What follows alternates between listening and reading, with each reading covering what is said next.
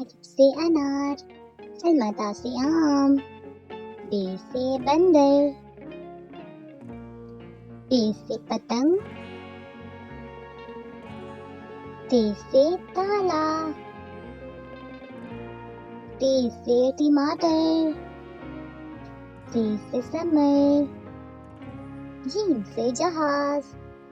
चे से चिड़िया, हे से हुक्का, खे से खरगोश, दाल से दावत, दाल से डबल रोटी,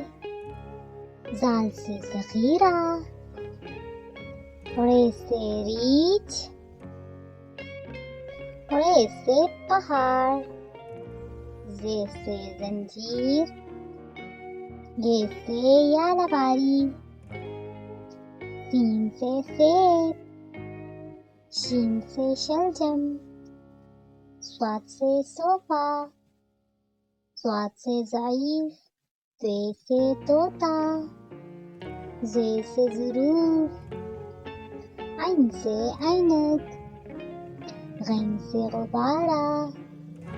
फ़े से फुवारा, क़ाफ़ से कलम, काफ से किताब,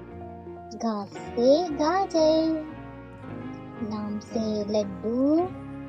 मीम से मोर, नून से नाशपाती, वाव से वरक, हा से हाथ, हमज़ा से गाय, ई से यक्का,